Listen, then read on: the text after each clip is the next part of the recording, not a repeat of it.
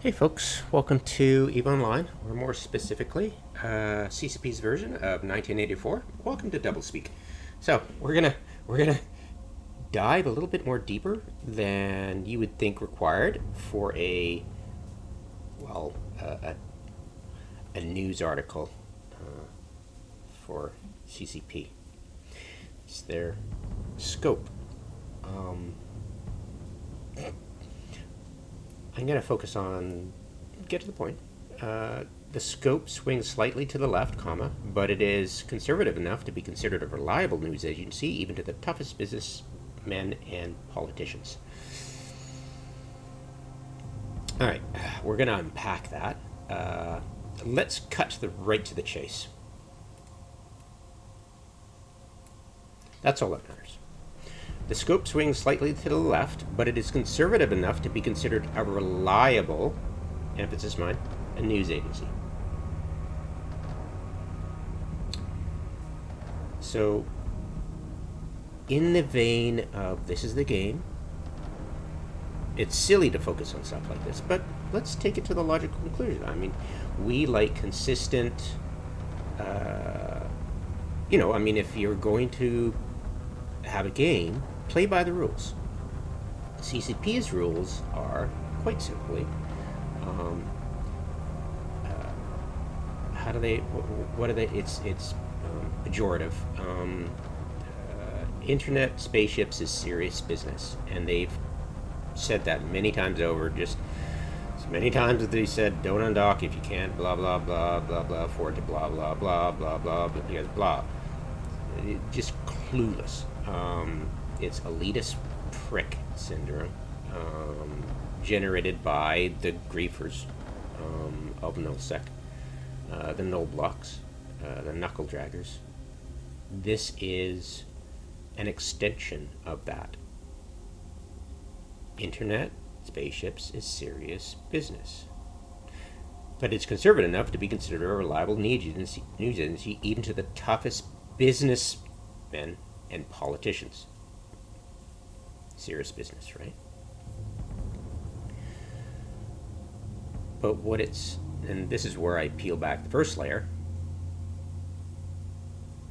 This is why CCP is so transparently bigoted. They truly are. Icelanders know best and all that stuff. The arrogance is overweened, and it's just after 20 years, it's just like, oh, whatever. They're irrelevant, basically. So that's when I play the game. CCP is completely irrelevant. They improve the game by fluke more than design. So, what's it mean to us? Well, it's interesting because let's ignore this and focus on their, internet spaceships is serious business. In this context, what do they mean by that? Let's psychoanalyze it. I mean, most people just scoff at it, and well, it's a game. It's called Immersion. You don't have to be pejorative about it, but they are. Their idea of immersion is strap you down, make you watch a cutscene for the NPE, and that's literally what they called it, immersion. Watching something they want you to see is their idea of immersion. And the rest of the freaking world disagrees with them, but it's Silmar. What does he care? So, what does that mean psychologically? That whole, internet spaceships serious business, plus the scope swings slightly to the left, but it is conservative enough to be considered a reliable news agency even to the toughest businessmen and politicians. In this day and age, it should be toughest businessmen and women. Could you at least go that much? I mean, we're in the days of LGBTQ plus. I'll never go further than that. I'm 54. I can't be hip with the constantly changing, at times very educated community and lingo, but I'm going to stick with that and not go further. But yeah, I mean, in this day and age, could you at least just throw a bone to feminism? Just a little bit, guys. Yeah. But anyways, so yeah, it's just so.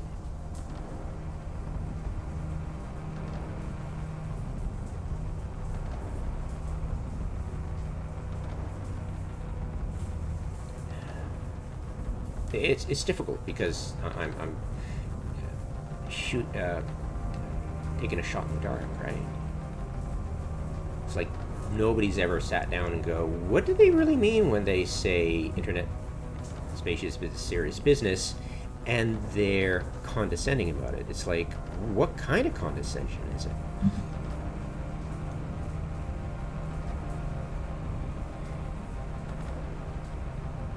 It's the condescension of people who's never gone beyond superficial. Do we know what Caldari really is? Like, how do the corporations interact with the populace?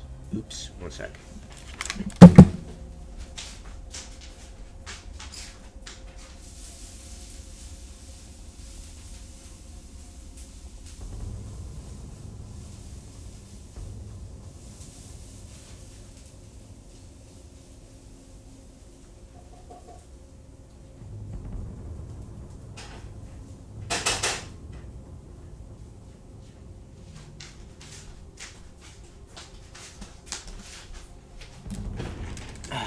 Yep, that's not how you caramelize onions. All right. So, do we really know how, like, we're living in an age of corporate feudalism where they set the prices, the government regulations are non-existent. The days of Thatcher and Reagan are long gone. It's privatized, deregulated. Governments are a fiction of what they once were. It's sort of like the 1984 of Eve, right? Now, how about the Galente? I mean, if you've been paying attention, that people make a lot of comparisons between 1984 and A Brave New World. And The Brave New World is, they overload you with information.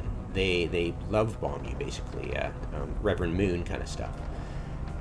In that environment of just so much information, so much hedonism, so much that just can't focus on any one thing.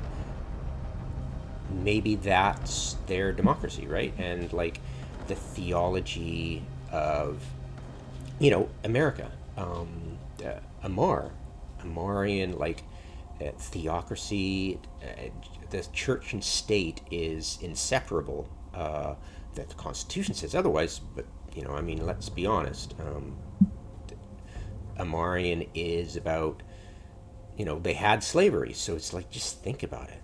I mean, it's just so, it might be the corporate the birth of corporations, birthplace of corporations, and the birthplace of propaganda, the Galenti side of it. But at its core, when you strip away all the international corporations and the international reach of the mass media, you get a theocracy, a blind theocracy. And it's interesting. So, but it's like, do they ever delve into stuff like that, right? Do they ever analyze, like what is it like these days, even back then in 2000, post 9/11, right? What 2003 was the release date for Eve, right? What kind of world post 9/11 were these people creating, right? It's the same, like back then they still had the same Christian Zionist push to put Judaism into the Holy Land, and the rapture cometh. That's been going on for 75 freaking years, and the U.S. has been supporting them for, I think, 50. So ever since the Vietnam War became boring for them, and they went off to Israel. So there's that, and you had the corporations. Back then, they were just on the cusp of, ATMs didn't come around till, well, the 2000s. So the burgeoning ATM machines and stuff. I'm sure that it was still the modem era back then. When you're doing your debit card thing with a modem beeping away. But it's that the concept of the corporations and the privatizations had, like, this was post Reagan and Thatcher, where the privatization, the deregulations were really going ahead full bore, right? And it's still happening. Uh, there's no middle out. So, what are the min matter, right? I mean, is there a min matter? Like, what are the min matter comprised of? How do the tribes interact? Is it a society of how much ex-slave do you have in your blood, right?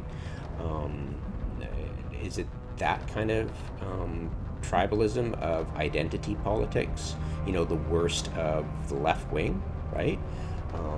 Where are the unions? Where the frick are the unions in all this?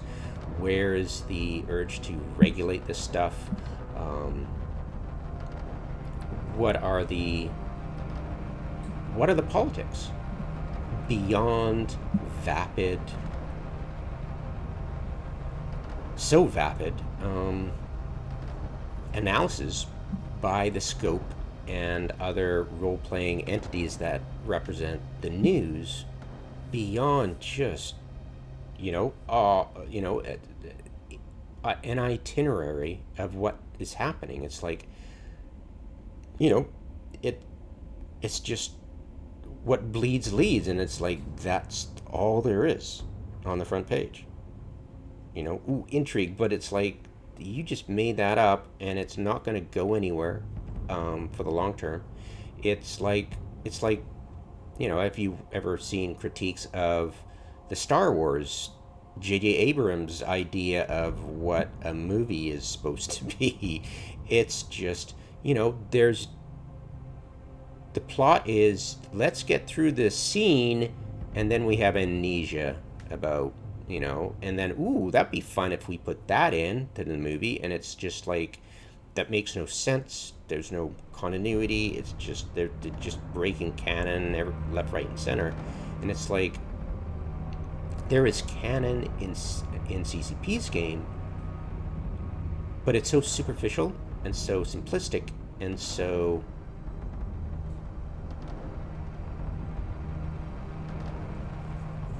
irrelevant to our daily actions and how we perceive the factions as a functional entity. We have the only interactions we have with the factions is when we try to sell things and we get taxed. When we buy things, there's no tax. So, and there's no variation in this except for special events, which is weird because they don't follow through with their promises to do things, and it's just, or if they do, it's delayed or it's just at the whim of CCP. And they could have had it feel like a build up to this, a storyline, a story arc, but it's like they do story arc as a afterthought. They always have done so. It's never worked when they've tried to do it the other way. It's been a catastrophe. They really have never had a vision for Eve. It's honestly, they've never, like, when they said, we never intended that, we're going to nerf it, it's that you had no intent. There was no intent. You just pushed out the next patch, and that was all you cared about. Going to your shareholder meetings and bragging to whichever owner Hilmar had pimped himself out to, pimped the company out to. That was basically it. So, yeah, yeah, I thought it would be interesting to talk about it. It is pointless. I mean, it does seem, I mean, it seems balanced. It's like swing slightly to the left, but is considered enough to be considered a reliable agency, even to the toughest businessmen and politicians.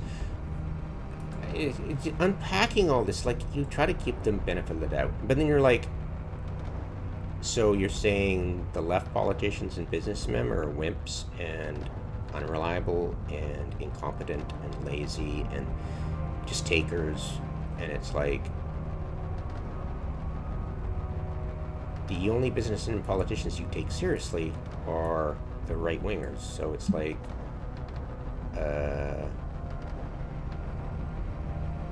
you're from Iceland. You're not North America. You know what it means to be left and right. Right? You know what it means to be liberal and conservative.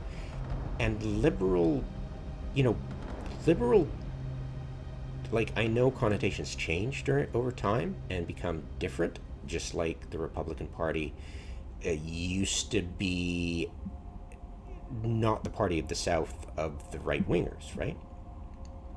So liberal back in the day, well, it should mean, like, liberal is neoconservative. It's the, trickle down idea.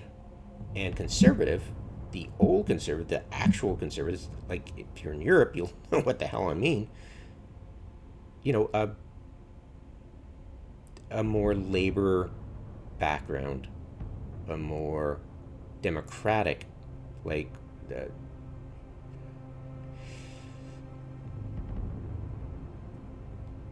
more like Adam Smith's Invisible Hand, which he used once in 2 books as an example of stuff. And it's like a moral force, not a natural force of the market, right? And the free market is not a reliable force. It's not known. So to assume that the trickle-down idea is reliable and a theory and a law of nature is total bullshit. And yeah, we have not seen a lot of trickle-down because they just don't pay attention to us. It's, yeah, I mean, these people are living, like, they've had a revenue stream from us for decades. And they've survived through sheer luck. Because, I mean, Star Citizens was always a vaporware. Elite Dangerous is interesting, but at the same time, I have not gotten into it. It's just, it's something you can't easily get into. Whereas Eve is appealing because it appears you can get into it easily. Right? You can start mining right away, and there's no real way to, yeah, it's just totally different games. And you can play it, I think, single player too. So, anyways, I'm blabbing. But yeah, I mean, they're just very lucky. They were able to weather the storms and stay viable because they've had more than 20k PCU on an average basis. That is the hard line for self-sustainability. And they don't have a large crew. And they brag about their huge HQ, but it's just a freaking office space in an office building near the airport. And yeah,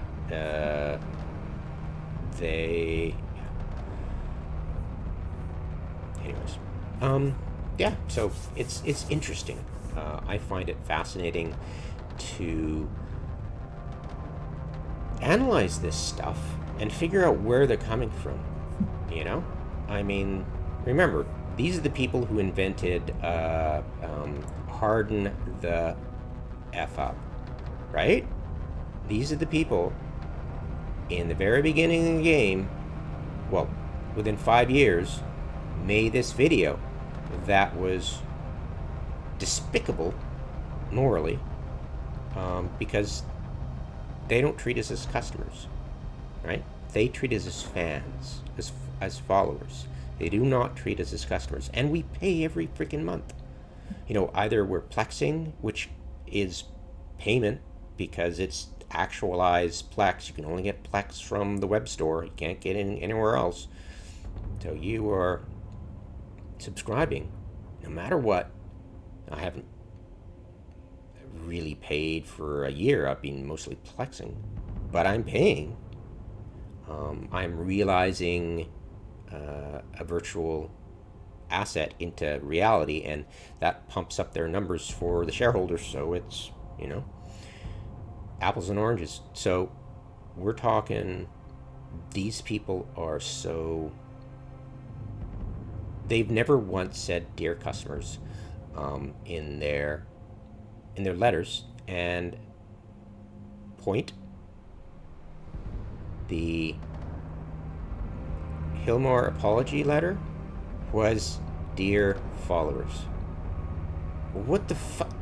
I'm sorry, did we not like your post enough? It's just ridiculous. Anyway, so yeah, it's interesting how they are so bigoted and ignorant and arrogant to say this out loud. And you just start to put the pieces, like you start seeing a pattern. You go, hey, that sounds a bit like your internet spaceships of serious business. And it's like, well, that's interesting. That's a pattern. What can we make of it? And that's what I make of it at the moment. I mean, they're going to eventually say something else, and I'll put another piece of the puzzle together and go, oh, okay, well, that's interesting. What does that say on top of what I've already said? Does it change my idea into something with more scope to it? I know, lol, pun not intended. Anyways, I'll leave it at that. I welcome any ideas you guys got. Mostly, I think 99.9% of us don't give a shit. It's just a game. I mean, these guys are completely irrelevant, and that's what I say, you guys. This is a built-in. This is a screensaver with a built-in chat function, and don't take them seriously. Take the mechanics out of the game that you like and go with it, and play the way you intended to when you first started playing a sci-fi space simulator MMO. Like, never deviate from that. But yeah, they'll never change. Just treat them as irrelevant. And they'll have temper tantrums when they realize we're not taking them seriously. Oh, big time temper tantrums. They'll rip out code, nerf code, just do anything to make us pay attention to them and go, oh my god, crazy person, right? So yeah, it's like a freaking alcoholic. So whatever. It's a fun game. It's a fun game if you play it the way you intended to play it, right? Don't get burnt out trying to do otherwise. Yeah. The internet spaceships is serious business. Yeah, okay, CCP. Yeah, I'll undock with something I can afford to lose, because I mean, that's what missioners do. They have omniscience of the perfect fit, and they have omniscience of the mission that they're going into, and they won't get surprised by an NPC ambush, basically, and lose their ship because they made a mistake in theory crafting, because everybody's, I mean, there's no manual. They don't, like, here's a mission, here's your ship, go win, right? and they lose that ship because they invested a lot in stuff that was probably expensive but not relevant to their mission, and they chose the wrong gear because they're new or inexperienced theory crafting, and or they just got surprised and maybe lag hit them or something, and they lose that missioning ship, which pretty much sucked up all their investments in the game so far, because they keep losing these ships and they have to scrabble and go mine and make ISK again and afford that missioning ship again to do the missions, because they think missioning is fun. I stopped doing missions because I make more ISK as a group, right? If I play a mission, it's one mission, whereas if I do, say, a pirate stronghold, formerly known as a fob, I could get more doing pirate strongholds than I ever could doing missions.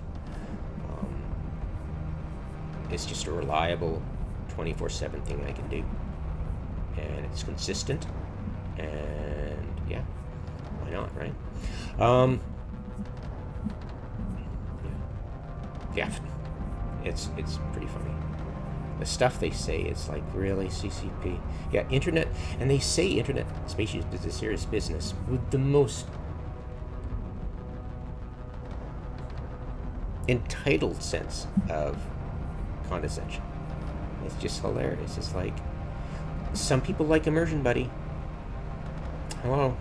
And I think that's what I'll end on. I think in the future, when they add another such sentence and it adds to the pattern, I'll be able to focus a bit more on their idea of immersion. And I hinted at it, but I don't think I've delved. That's a deeper layer than I can get to. It would be fun to go, okay, well,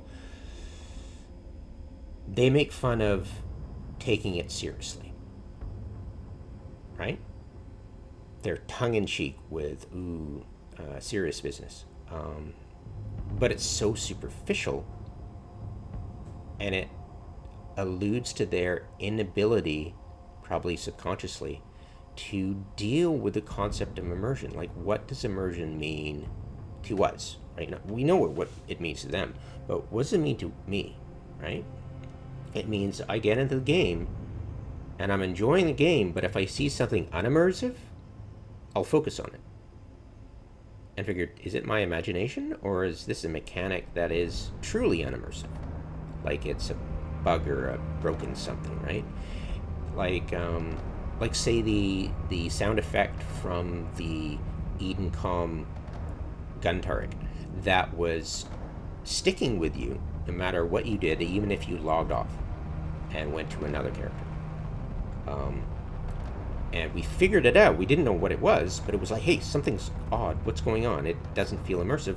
Why am I getting annoyed when I should be enjoying the audio soundscape, right? And all this stuff. It's like, oh, that's weird. What is that? And then you realize, oh, crap. This seems to be stupid coding. And that's immersive to me, because I'd love to immerse myself in the game.